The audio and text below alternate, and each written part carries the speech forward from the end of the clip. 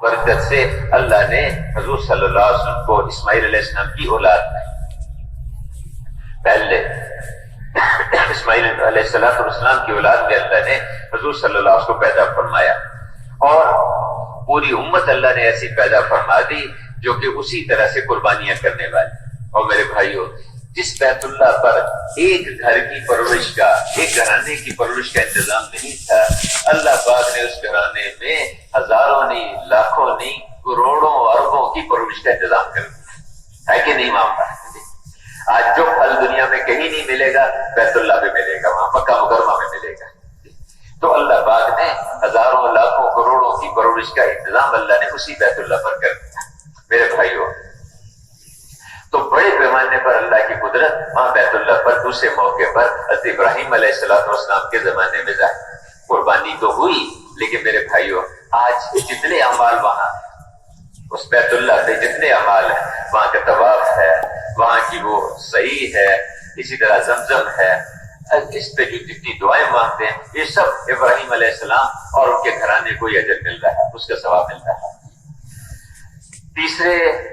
تیسرے موقع پر جس میں بڑے پیمانے پر اللہ کی قدرت بیت اللہ پر ظاہر ہوئی، وہ حضور صلی اللہ علیہ وسلم کی جب ولادت ہوئی اسی سال اس موقع پر یمن کا ایک بادشاہ تھا، ابرہا اس کا نام تھا. اس نے کہا کہ یہ لوگ جو ہیں یہاں سے بیت اللہ کی طرف جاتے ہیں، مکہ مکرمہ کی طرف جاتے ہیں، حج کرتے ہیں، عمرہ کرتے ہیں، طواف کرتے ہیں، اور یہاں کے وسائل، جہاں کا مال ادھر لے کے جاتے ہیں وہاں خرچ کرتے ہیں. اس لیے اپنے وسائل کو یہیں رکھنا چاہیے، باہر کیوں جاتے ہیں؟ اللہ کے رب تو اللہ ہے، پالنے والے اللہ ہے بھائی، اس سے اس کا کوئی سروکار نہیں ہے، کوئی تعلق نہیں ہے. تو اب وہ روکنا چاہیے ان کو کہ وہاں کیوں جاتے ہیں، یہیں خرچ کریں، یہیں رہیں. نے اپنے وزیروں سے مشورہ کیا، انہوں نے کہا جی ایسے کریں جیسا وہاں گھر بنا ہوا ہے ایسا ہی گھر یہاں بھی ایک بنا دیتے ہیں.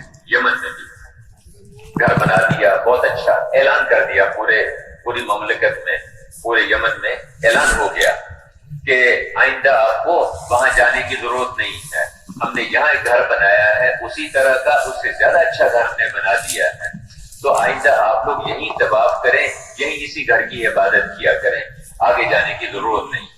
کوئی نہیں آیا، پھر اعلان ہوا، کوئی نہیں آیا، کئی دن تک اسی طرح ہو گئے. بادشاہ بھی پریشان، وزیر بھی پریشان. ایک دن کیا ہوا کہ رات کے وقت میں 2-3 نوجوان اندر گئے، اندر خوب پیشاب پخانہ کر کے آ گئے اور یہ سمجھایا، یہ بتایا کہ جہاں ہم عبادت کرنے کے لیے تو نہیں آئیں گے، ہم پخانہ کرنے کے لیے ضرور آئیں گے یہاں پر. ہنستے جب اس کو خبر ملی تو غصے میں آ گیا، بہت ناراض ہوا. کیا کریں؟ اس کے وزیروں نے اگلا مشورہ دیا. مولانا محمد احمد صاحب رحمۃ اللہ فرمایا کرتے تھے کہ آدھا پاگل تو آدمی حکومت کے نشے میں ہو جاتا ہے، آدھا پاگل، اور باقی جو تھوڑی سی عقل ہوتی ہے وہ اس کے وزیر مشیر اس سے لے لیتے ہیں. تو اب وہ مشورہ کیا ان سے، انہوں نے کہا جی ایسے کریں، اس گھر کی عبادت اس وقت ہوگی جب آپ اس بیت اللہ کو گرائیں گے. اب یہ عقل نہیں، یہ سمجھ نہیں کہ وہ بیت اللہ تو قربانیوں سے وجود میں آیا، ابراہیم علیہ السلام، اسماعیل علیہ السلام اور ان کے پورے گھرانے کی قربانیاں، اس کی وجہ سے وہ بیت اللہ جو ہے وہ تعمیر ہوا، اس کو تم کیسے گرا سکتے؟ تو ایک ہے مال کی بنیادوں پہ چلنا، حکومت کی بنیادوں پہ چلنا.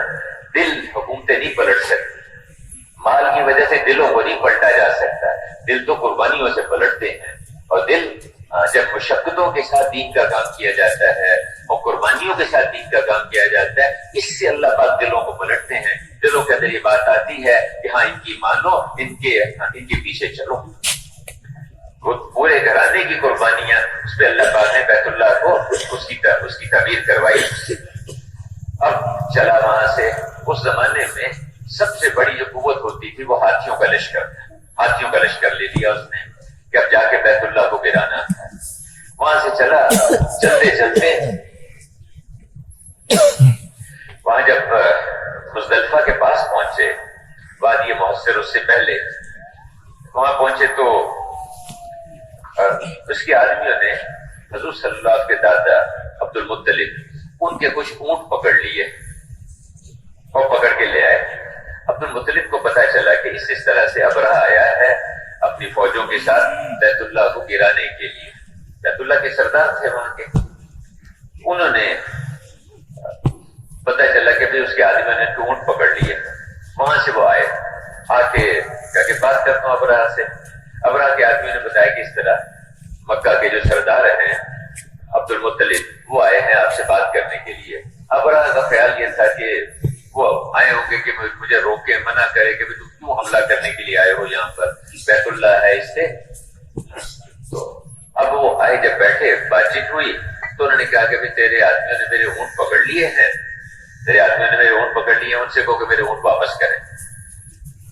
اس نے آدمیوں کو بلایا، کبھی ان کے اونٹ واپس کر دو، سردار ہیں یہاں کے، اونٹ واپس کر دیے۔ اس نے اگلی سوال پوچھا، اگلی بات پوچھی اس نے کہ آپ کو معلوم ہے کہ میں یہاں بیت اللہ کو گرانے کے لیے آیا، آپ جانتے ہیں، اور آپ نے مجھ سے بیت اللہ کی کوئی بات نہیں کی، آپ یہاں کے سردار ہیں، آپ مجھ سے اپنے اونٹوں کی بات کر رہے ہیں۔ اس پہ فرمایا کہ آگے دیکھو بات یہ ہے کہ ان اونٹوں کا مالک میں ہوں، اس گھر کا بھی ایک مالک ہے، اس گھر کا بھی رب ہے، اس کا مالک بھی ہے، وہ اپنے گھر کی حفاظت کرنا بہت اچھی طرح سے جانتا ہے، بہت اچھی طرح جانتا ہے۔ میرے بھائیوں، جب موت آتی ہے تو بیت اللہ پہ اس کے خلاف منصوبے بنانے شروع کر دیتا ہے، اس پہ تدبیریں اپنی چلانی شروع کر دیتا ہے۔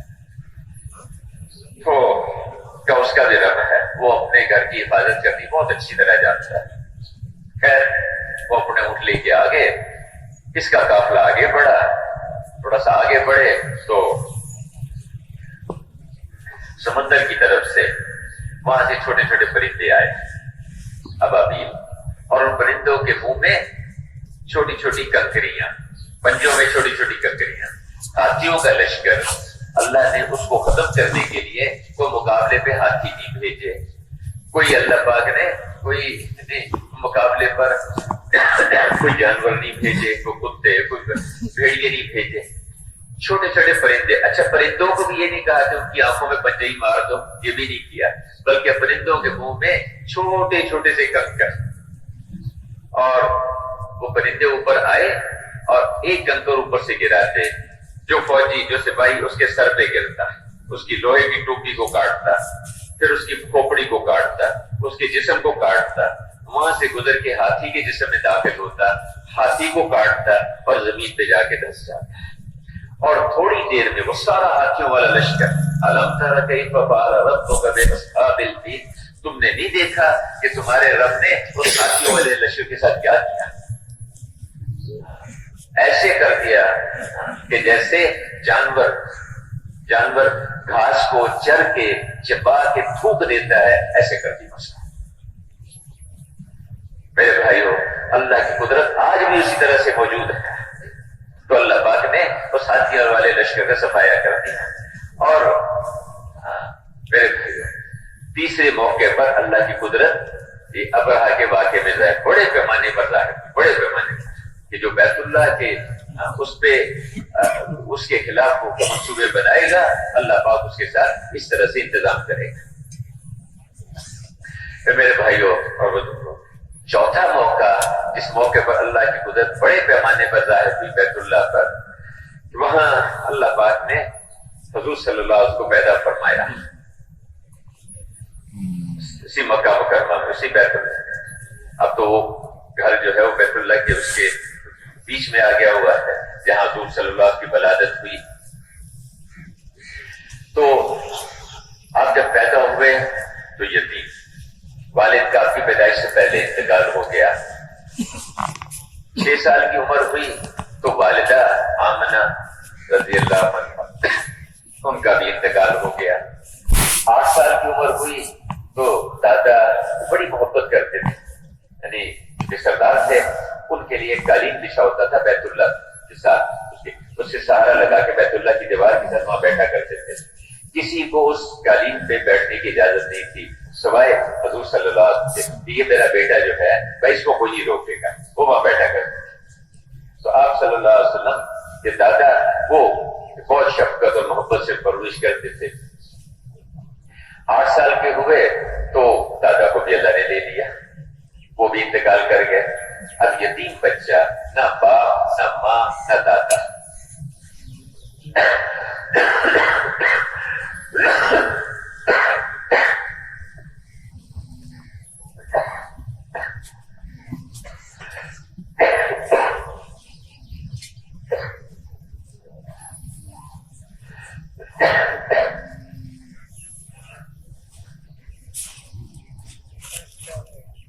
عام طور پر یتیم بچے بگڑ جاتے ہیں جن کا باپ سر پہ نہ ہو. اللہ پاک نے ابراہیم علیہ السلام کے بچے کی بھی تربیت فرمائی اور حضور صلی اللہ پاک نے ایسی تربیت فرمائی. اب چچا نے پرورش میں لے لیا، ابو طالب نے، انہوں نے پرورش میں لیا. گھرانہ عیالدار تھا، غریب تھے، تو اس کا کچھ اتنا کافی نہیں ہوتا تھا گھر میں. تو حضور صلی اللہ علیہ وسلم نے اس عمر میں 8-10 سال کی 10-12 سال کی عمر میں مانتے کہ تھوڑی سی اجرت کے لیے میں بکریاں چرایا کرتا تھا، بکریاں چراتا تھا تاکہ کچھ گھر کا گزارا ہو جائے. اب میرے بھائیوں، جب آپ صلی اللہ علیہ وسلم بڑے ہوئے، آپ نے 40 سال ان کے بیچ میں گزارے اور زندگی ایسی گزاری آپ نے، آپ کے اخلاق ایسے شاندار، یعنی آپ امین ہیں، صادق ہیں، ساری قوم اپنے مسائل آپ کے پاس لے کر آتی ہے. بیت اللہ کی دوبارہ جب تعمیر کرنے لگے تو اس میں تھوڑا سا جھگڑا ہو گیا اور ہر قبیلہ کہے کہ وہ جو حجر اسود ہے ہم لگائیں گے، دوسرا قبیلہ کہے ہم لگائیں گے، تیسرا کہے کہ اتنے میں جو صبح جو سب سے پہلے بیت اللہ پہ آئے تھا اس سے فیصلہ کروائیں گے. اگلے دن صبح حضور صلی اللہ علیہ وسلم آ رہے تھے، دیکھا کہ وہ محمد آگے، یہ صادق ہے، امین ہے، یہ سب سے اچھا فیصلہ کریں گے. ایسے معروف تھے، ہر جھگڑے میں آخر میں ان سے پوچھ لیتے تھے. اور دشمن بھی کہتے کہ یہ سچے ہیں، امانت دار ہے. آپ صلی اللہ علیہ وسلم نے وہ سارے قبائل کو، جتنے قبیلے تھے ان کے کہا کہ تم ایسے کرو، تمہارا ایک آدمی آ جائے، ہر قبیلے کا سردار آگے آ جائے، ایک چادر کے اوپر اس حجر اسود کو رکھ دیا، کہا کہ سب اٹھا کے لے چلو وہاں پر. سب نے اٹھا کے لے آئے وہاں پر اور آپ نے پھر اپنے ہاتھوں سے اس کو وہاں پر لگا دیا. کا ایسا شاندار فیصلہ کہ سب کو اس میں مطمئن کر دیا، سب کو ایسے. لیکن میرے بھائیوں، صرف اس سے لوگوں کی زندگیاں نہیں بدلی، اس سے لوگ اسلام میں داخل نہیں ہوئے، اس سے لوگوں نے اپنے کفر کو نہیں چھوڑا. کیونکہ اسلام جو پھیلتا ہے وہ دعوت سے پھیلتا ہے. اسلام جو ہے وہ دعوت سے زندگیاں بدلتی ہیں. دعوت کے ساتھ یہ ساری چیزیں ہوں گی، نماز بھی ہے، ذکر بھی ہے، اخلاق بھی ہیں. یہ سب چیزیں دعوت کے ساتھ ہے. دعوت زندگیوں کو بدلتی ہے، دعوت زندگیوں کو پلٹتی ہے. صرف اخلاق سے اسلام نہیں پھیلتا. اخلاق معمول ہوتے ہیں، لیکن جو زندگیاں جو بدلیں گی وہ دعوت سے بدلیں گی. ہمارے یہ بستی میں مسجد میں 20 آدمی ہیں 30 چلے لگائے ہوئے، 40 آدمی 30 چلے لگائے ہوئے. اگر یہ روزانہ دعوت دیں، روزانہ گشت کریں، روزانہ ملاقاتیں کریں، کئی 100 آپ یہاں تو کراچی میں 300 آدمی ایک مسجد میں موجود ہیں. اگر یہ روزانہ دعوت دے، روزانہ گشت اور ملاقاتیں کریں، دنوں میں اللہ پاک پوری فضا کو بدلتے ہیں. دعوت سے زندگیاں بدلتی ہیں، دعوت سے لوگ پلٹتے ہیں. تو خیر 40 سال آپ نے بیچ میں گزارے اور لوگوں کو اعتبار دی اور ایسے امین ہیں، صادق ہیں، سچے ہیں. اس کے بعد ایک پریشانی رہتی تھی آپ پر، یہ کیا حالات چل رہے ہیں. بچوں کو زندہ دفن کر دیتے ہیں، بچیوں کو، اور آپس میں لڑائی شروع ہوتی ہے. کئی سال تک لڑائی چلتی رہتی ہے. سب کو دیکھ کے پریشان ہوتے ہیں. جتنے بھی سلیم الفطرت لوگ ہوتے ہیں حالات کو دیکھ کے پریشان ہوتے ہیں کہ کیا ہو رہا ہے. آپ وہاں غار حرا میں تشریف لے جایا کرتے اور وہاں کئی ہفتے تک وہاں اللہ کی عبادت میں مشغول رہتے. بیت اللہ کو دیکھتے رہتے دور سے اور کھانا بھی ساتھ لے جاتے. خدیجہ رضی اللہ عنہا آپ کے نکاح میں تھی. پھر وہاں پر آپ صلی اللہ علیہ وسلم پر اللہ نے وہی بھیجی. جب 40 سال کے ہوئے آپ کو نبوت ملی.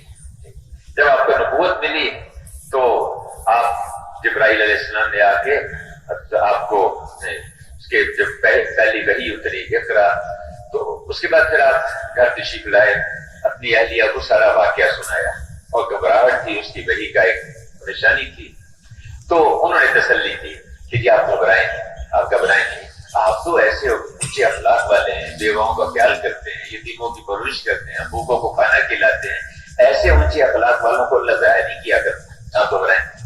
اور وہ ساتھ لے کے اپنے چچا جاد بھائی ورقہ بن نوفل کے پاس چلی گئی، انہوں نے ساری بات سنی، کہا یہ تو وہی فرشتہ ہے جو عیسیٰ علیہ السلام کے پاس آیا کرتا تھا، اور یہ میرا اندازہ یہ ہے کہ یہ وہی نبی ہے جن کی خوشخبری، جن کی خبریں ہمیں پرانی کتابوں میں ملی، پرانی کتابوں کے عالم تھے۔ اب وہاں تھوڑی سی جو بات ہوئی، خدیجہ رضی اللہ عنہ اور دوسرے آدمی جو ایمان لائے ہیں وہ ورقہ بن نوفل ہیں، فوراً ایمان لیا، یعنی حضرت خدیجہ رضی اللہ عنہ حضور کو تسلی بھی دی، اور جب وہ چچا جاد بھائی سے بات ہوئی اور دعوت بھی دی، وہ بھی ایمان لے آئے، تو دوسرے آدمی ایمان لائے، حضرت ورقہ بن نوفل۔ پھر آپ صلی اللہ علیہ وسلم کو اللہ پاک نے ذمہ داری دی، پوری دنیا میں اللہ کے کلمے کو پھیلانا ہے، پورے عالم میں اللہ کے کلمے کو پھیلانا ہے، اور ساری دنیا کے انسانوں کو اللہ کے سامنے جھکانا، صرف یہ نہیں اس زمانے کے، صرف عرب نہیں، قریش نہیں، صرف بلکہ ساری دنیا کے انسان اور قیامت تک کے آنے والے انسان، سب کو اللہ کی اطاعت پہ، اللہ کی بندگی پہ لانا، اللہ کے احکامات پہ چلنے والا بنانا، اللہ کی مرضی پہ زندگی گزارنے والا بنانا، اس کی محنت، اس کی ذمہ داری حضور پہ ڈال دی گئی۔ اب کوئی اسباب پہ ایک آدمی کو ذمہ داری ڈالی جاتی ہے، کوئی فوج، کوئی ہتھیار، کوئی مال، کوئی عملہ دیا جاتا ہے، کچھ نہیں ہے، ساتھ دو کام دے دیے، اٹھیے، کھڑے ہو جائیے، لوگوں کو ڈرائیے اور اپنے رب کی بڑائی بیان کیجیے، لوگوں کو دعوت دیجیے۔ اے ہمارے حبیب، ہم نے آپ کو ساری دنیا کے انسانوں کے لیے آپ کو اپنا رسول بنا کر بھیجا ہے، اور دوسرا کام کیا دیا؟ اٹھیے راتوں کو، آدھی رات، کچھ کم کچھ زیادہ، اور اللہ سے مانگیے، دعوت اور دعا، دعوت اور دعا، دعوت اور دعا۔ اللہ پاک نے دو کام دیے، آپ نے چپ کے دعوت دینی شروع کی، انفرادی طور پر محنت کرنی شروع کی، حضرت علی کرم اللہ وجہ ایمان لے آئے، حضرت ابو بکر رضی اللہ عنہ ایمان لے آئے، حضرت زید بن حارثہ ایمان لے آئے، کرتے کرتے انفرادی طور پر دعوت چلتی ہے، اور جو ایمان لاتا وہ دعوت دینے میں لگ جاتا ہے، جو ایمان لاتا وہ دعوت دینے میں لگ جاتا ہے، جو ایمان لاتا وہ اللہ کی طرف بلانے میں لگ جاتا ہے، انفرادی طور پر 3 سال تک چپ کے بات چلتی رہی۔ پھر اللہ پاک کی طرف سے حکم ملا کہ آپ اب قریبی رشتہ داروں کو ڈرائیے۔ آپ صفا پہاڑی پر چڑھے، بلایا قبیلے والوں کو، بلایا، ان نے بات کی، ان کو دعوت دی، اور سب سے پہلے انکار کیا جس نے، وہ آپ کا سگا چچا ابو لہب، اس نے انکار کیا، پہلا پتھر اس نے مارا، پہلی گالی اس نے دی، اور پہلا دھکا اس نے دیا۔ اس کے لیے ہمیں بلایا تھا، اس کے لیے ہمیں آپ نے دعوت اعلان کیا۔ 7 آدمی ہیں جنہوں نے پہلے اعلان کیا ہے دعوت، پہلے چپ کے دعوت، جس میں حضور صلی اللہ علیہ وسلم، ابو بکر رضی اللہ عنہ، حضرت بلال خباب رضی اللہ، حضرت عمار بن یاسر رضی اللہ، حضرت خبیب رضی اللہ، اور حضرت سمیہ رضی اللہ، یہ 7 آدمی۔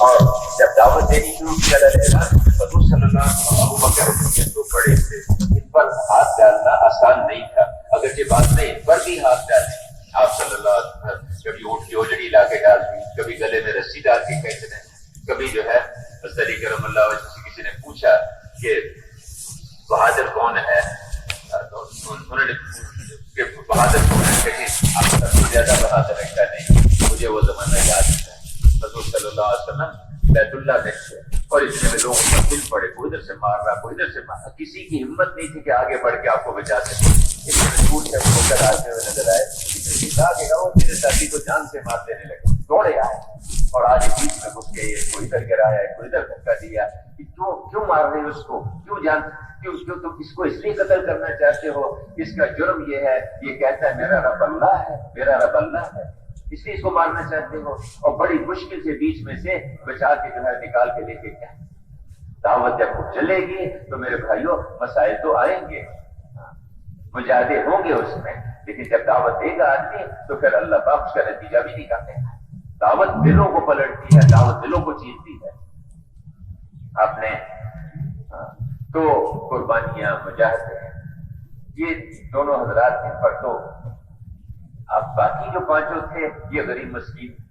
ایک دفعہ حضرت عمر رضی اللہ نے کہا خباب رضی اللہ عنہ سے، اور بھی لوگ بیٹھے تھے، کہا کہ خباب ادھر آؤ، آپ میرے ساتھ آگے بیٹھ جاؤ. پاس بیٹھ گئے اور یوں کہا کہ آپ کے علاوہ کوئی یہاں بیٹھنے کا مستحق نہیں ہے اس جگہ میرے ساتھ بیٹھے سوائے بلال کے. خباب سمجھ گئے، کہنے لگے نہیں بلال بھی اس کے مستحق نہیں ہے. کیا کہتے کہ میری کمر سے کپڑا ہٹا کے دیکھیں. جب کپڑا ہٹا کے دیکھا تو پیچھے گڑے پڑے ہوئے تھے. خباب یہ کیا ہے؟ کہنے لگے کہ ایسی کمر تو کسی کی نہیں دیکھی. کہنے لگے کہ میں نے جب دعوت دینی شروع کی، لوگوں کو اللہ کی طرف بلانا شروع کیا، اسلام قبول کیا میں نے، وہاں تو یہ بنیاد تھی کہ جو اسلام قبول کرے گا وہ دائی بنے گا، جو اسلام قبول کرے گا وہ دعوت میں لگے گا، جو اسلام قبول کرے گا وہ اللہ کی طرف بلائے گا. یہ اس کی خصوصیت تھی مسلمان کی.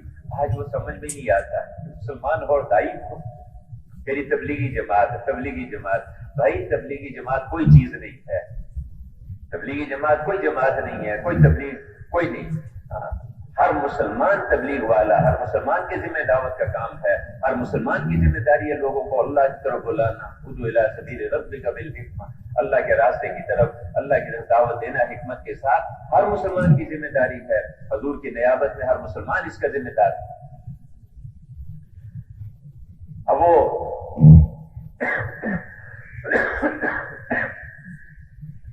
میرے بھائی الخباب رضی اللہ نے کہا کہ میں جب دعوت دیتا تھا تو مجھے مارتے پیٹتے تھے، حتیٰ کہ ایک دن مجھے کاموں سے پکڑا، بازوں سے پکڑا اور انگارے جلائے گئے کوئلے، اور دہتے ہوئے انگاروں کے اوپر مجھے ایسے لٹا دیا گیا. اور ان انگاروں کو بجھانے والی کوئی چیز نہیں تھی سوائے میرے جسم کا خون اور چربی. بلال کے ساتھ تو یہ نہیں ہوا، میرے ساتھ جو کچھ ہوا بلال کے ساتھ ٹھیک ہے، ان کے ساتھ بھی ہوا، لیکن یہ نہیں ہوا. اب خاموش ہو گئے. تو مشقتیں مجاہد سمیہ رضی اللہ عنہ کو شہید کر دیا گیا اسی دعوت کی وجہ سے. عمار بن یاسر سمیہ، ان کو ابو جہل کبھی مار رہا ہے، کبھی جو ہے وہ تو کبھی عتبہ کبھی شیبہ. آپ پاس سے گزرتے تو اس وقت میں کچھ آپ تسلی دیتے ان کو، کچھ کر نہیں سکتے تھے کہ یا رسول اللہ یہ ہمارے ساتھ اصبر یا آل یاسر ان موعدکم الجنہ، صبر کرو، برداشت کرو، تمہارے لیے جنت کے وعدے، جنت کی خوشخبریاں تمہارے لیے، وعدے ہیں تمہارے لیے. اور کہ برداشت کرو، کفوا ایدیکم، اپنے ہاتھوں کو روکے رکھو، کچھ نہ کہو، برداشت کرو اور لگے رہو، دعوت دیتے رہو. آپ قرآن اترتا، قرآن کی آیتیں پڑھ کے سناتے، حوصلہ بڑھاتے. نماز صبح و شام کی نماز، اس کی ابتدائی شکل میں نماز پڑھو، اللہ سے مانگو، نماز پڑھو، اللہ سے مانگو. تو جو ایمان لاتا وہ دعوت میں لگتا، جو ایمان لاتا وہ قرآن سیکھنے میں لگتا، قرآن پڑھ کے لوگوں کو دعوت دینے میں لگتا. جو ایمان لاتا وہ نماز پڑھ کے اللہ سے دعا مانگنے میں لگ جاتا، اللہ سے مانگنے میں لگتا. اور اخلاق بنتے گئے، برداشت کرتے رہے، صبر کرتے رہے. پھر میرے بھائیوں بزرگوں، کرتے کرتے اللہ پاک نے آپ صلی اللہ علیہ وسلم کی اسکیم کو ساری دنیا میں چلایا. پھر آپ وہاں سے ہجرت کر کے وہاں مدینہ منورہ تشریف لے آئے. جب اللہ نے آپ کو، سے پہلے معراج کا واقعہ ہوا جس میں حضور صلی اللہ علیہ وسلم کو جبرائیل علیہ السلام اپنے ساتھ لے کے چلے، بیت المقدس کی طرف کو لے کر گئے. راستے میں 4 جگہ نفل پڑے، اور جب وہاں پہنچے تو جبرائیل سے پوچھا کہ آپ نے معلوم ہے آپ نے کہاں کہاں نفل پڑے؟ کہا نہیں بتائیے. یعنی پہلی جگہ وہ یثرب ہے جو آپ کی آئندہ ہجرت کی جگہ ہوگی، وہاں آپ نے پڑھے. پھر وہاں سے جب آپ آگے چلے تو آپ نے وہاں 2 رکعت پڑھی جو حضرت شعیب علیہ السلام کی بستی تھی، وہاں 2 رکعت پڑھی. پھر آگے آپ نے وہاں 2 رکعت پڑھی جہاں موسیٰ علیہ السلام سے اللہ پاک نے کلام کیا تھا، شجر موسیٰ، وہاں آپ نے 2 رکعت پڑھی. اور چوتھی جگہ بیت اللہ جو عیسیٰ علیہ السلام جہاں ان کی ولادت ہوئی تھی، وہاں آپ نے 2 رکعت پڑھی. پھر بیت اللہ پہ آپ تشریف لے آئے، بیت المقدس پہ تشریف لائے، وہاں انبیاء کرام صفوں میں کھڑے ہیں سب، اور مصلی کی امام کی جگہ خالی. اب سب انبیاء علیہ السلام انتظار میں ہیں کہ امامت کون کرائے گا. میرے بھائیوں، یہ جو ہمارے علماء کرام ہیں نا جی، ہم ان کی قدر کریں، ان کو وہ نسبت حاصل ہے دیکھو اللہ پاک نے ان کو بہت اونچا کیا ہے. جن کو اللہ نے مقام دیا ہم بھی ان کو مقام دیں, ہم بھی ان کو آگے رکھیں. نماز کا وقت آتا ہے دن میں 5 دفعہ اللہ پاک ہمیں ایک بات سمجھاتے ہیں, 5 دفعہ دن میں کہ جی وہ اجی ڈاکٹر صاحب آپ ذرا پیچھے ہو جائیں, بریگیڈیئر صاحب آپ بھی ذرا پیچھے ہو جائیں, اجی مالدار صاحب, تاجر صاحب آپ بھی ذرا, مولانا آپ آگے تشریف لائیے, آپ نماز پڑھا دیجیے. کیوں نہیں, دن میں 5 دفعہ اللہ پاک بتاتے ہیں کہ نہیں. تو ہم ان کی قدر کریں. خیر جیسے ایسے بیچ میں بات آ گئی تو جبرائیل علیہ السلام نے حضور صلی اللہ علیہ وسلم کا بازو پکڑا, ان کو آگے مسلح پہ کھڑا کر دیا. اس لیے کہتے ہیں امام الانبیاء, امام الانبیاء, سارے نبیوں کے امام. آپ صلی اللہ علیہ وسلم آپ نے نماز پڑھائی, اس کے بعد پھر آپ معراج کے آسمانوں پہ تشریف لے گئے. جب وہاں پہنچے تو اللہ پاک نے پوچھا کہ آپ ہمارے لیے کیا لے کر آئے ہیں. کہا کہ یا اللہ التحیات للہ والصلوات والطیبات, کہ اللہ جتنی عبادتیں ہیں مالی بدنی قولی وہ سبھی آپ کے لیے ہم کیا لا سکتے ہیں آپ کے لیے. میں السلام علیکہ ایھا النبی ورحمۃ اللہ وبرکاتہ, اے ہمارے حبیب آپ پر سلامتی ہو, برکتیں ہوں, رحمتیں ہوں اللہ کی طرف سے. اور فوراً کیا فرمایا کہ السلام علینا وعلی عباد اللہ الصالحین, اے اللہ صرف میرے اوپر نہیں, میرے اوپر بھی اللہ, میرے اوپر بھی, اور جتنی انسانیت, جتنے نیک لوگ ہیں, جتنے اللہ جتنے نیک, ان سب کے اوپر آپ کی رحمت. اللہ کی شان ہے. اللہ کے حبیب ہمیں وہاں جا کر نہیں کھولے اور ہم یہاں اپنے کھیتوں میں, اپنی دکانوں میں, اپنے گھروں میں ہم اللہ کے رسول کو بھول گئے. اللہ کے حبیب یعنی اسے سمجھانے کے لیے دکاندار کے پاس آئے, کہتے بھائی مجھے یہاں جگہ دے دو. یا رسول اللہ مسجد میں تو آ کے آپ کو دیکھ لیں گے, اس دکان میں آپ کے لیے گنجائش نہیں. میری وجہ یہ ہے کہ جب آپ اگر یہاں آ گئے تو مجھے سچ بولنا پڑے گا, میں ملاوٹ نہیں کر سکوں گا, میں کسی کو دھوکہ نہیں دے سکوں گا, میں کم نہیں توڑ سکوں گا, اس لیے آپ یہاں سے تو تشریف لے جائیے. اللہ کے رسول کھیت والے کے پاس جاتے ہیں, اس سے کہتے ہیں اجی یا رسول اللہ آپ مسجد میں پہنچ جائے, میں وہاں آپ کے پاس آ جاؤں گا. اگر آپ میرے کھیت میں آ گئے تو میں تو سودی نظام پر میں بیج نہیں دے سکوں گا, میں جو ہے سودی کرنے پر میں کھادے نہیں دے سکوں گا, میں تو اوشر بھی مجھے روکنا ہے, مجھے تو اوشر دینا پڑے گا. اگر آپ آگے, آپ یہاں سے بھی تشریف لے جائیے, آپ یہاں سے بھی تشریف لے جائیے. اچھا مجھے اپنے گھر میں ہی جگہ دے دو. یا رسول اللہ اگر آپ میرے گھر میں آ گئے تو میرے گھر میں وہ جو خرافات ہے مجھے تو وہ ساری نکالنی پڑے گی. اگر آپ میرے گھر میں آ گئے تو مجھے تو گھر کے اندر بیوی کے ساتھ بھی اچھا سلوک کرنا پڑے گا, بچوں کا بھی مجھے, اور والدین کی بھی مجھے خدمت کرنی پڑے گی, رشتے داروں کے ساتھ بھی مجھے اچھا سلوک کرنا پڑے گا. میں تو زمین کے جھگڑے میں بہن کے ساتھ کبھی بولتا نہیں ہوں, میں تو مکان کے جھگڑے میں چچا کے ساتھ مقابلے پہ کھڑا ہوں, تو میں یہ نہیں کر سکتا, میں یہ نہیں کر سکتا. آپ میرے گھر سے بھی تشریف لے جائیں بھائی, یہ ہمارا معاف کر دینا, یہ ہمارا. تو میرے بھائیوں, اللہ کے رسول ہمیں وہاں نہیں بھولے, ہم یہاں عمل میں بھول گئے. کھانے میں حضور کا طریقہ نہیں سامنے, پینے میں حضور کا طریقہ سامنے نہ رہا, لباس میں حضور کا طریقہ سامنے نہ رہا. کہتے جی حضور کا یہ پرانے طریقے کا, سواری پہ کیسے بیٹھنا ہے, سفر کیسے کرنا ہے, شادی میں حضور کا کیا طریقہ, سب کو راضی کریں گے. سب سے زیادہ ناراض اللہ اور اللہ کے رسول کو کریں گے. شادی ہے, شادی ہماری خوشی اللہ کی ناراضگی میں, ہماری خوشی اللہ کے رسول کی ناراضگی میں. اور اللہ کے رسول وہاں نہیں بھولے ہمیں. وہاں کے بعد اللہ نے پوچھا کہ آپ کو بہت ساری صفات ہم نے دی ہیں, آپ کو اس میں سے سب سے زیادہ پسند کون سی صفت ہے؟ فرمایا کہ اے اللہ میں آپ کا بندہ ہوں, عبدیت, مجھے یہ سب سے زیادہ پسند ہے. پھر جب آپ واپس تشریف لا رہے تھے تو اللہ نے 8 چیزیں آپ کو خاص طور سے دی اپنی امت کے لیے کہ یہ ہماری طرف سے لے کے جائیں. ایک تو 5 نمازیں دی, نماز اور روزہ دیا اور زکات دی. 5 نمازیں وہاں پر دی اور روزہ اور زکات, صدقہ, یہ دیا اللہ کے اب امت کے لیے, کہ اپنی امت کے لیے.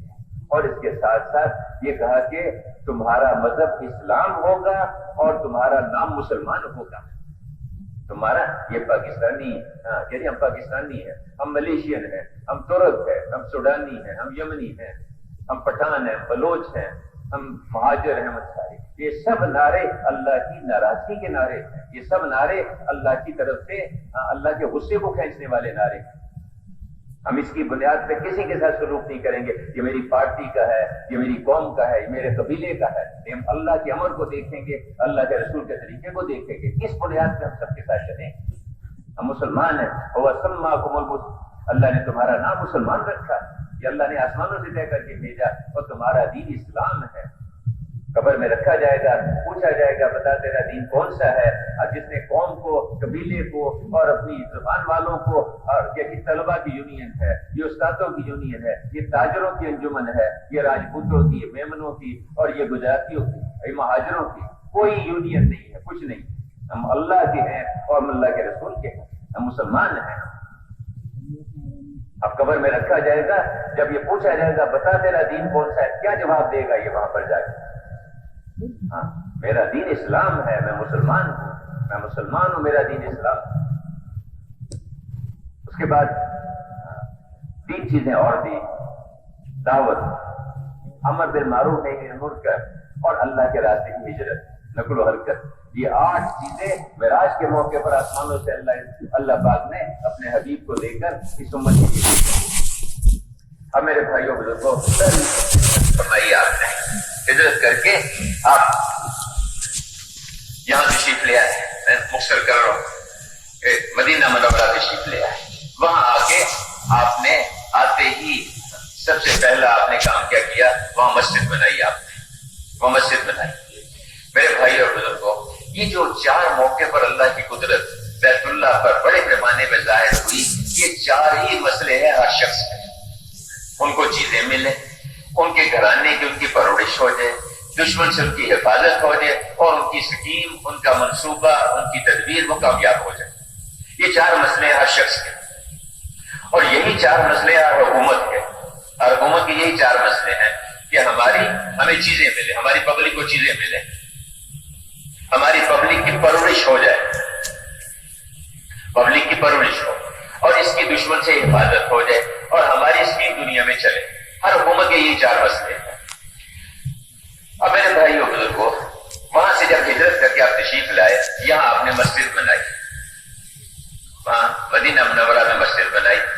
آپ جب وہاں تشریف لائے تو آپ کی اونٹنی، جب ہجرت کر کے آپ آئے تو آپ کی اونٹنی جو ہے، آپ اس کے وہاں، چونکہ آپ سے 1 سال پہلے، یہاں ہجرت سے 1 سال پہلے آپ نے مصعب بن عمیر اور بعض جگہ عبداللہ بن ام مکتوم بھی آتے ہیں رضی اللہ عنہ، ان حضرات کو بھیجا تھا وہاں جا کے محنت کرنے۔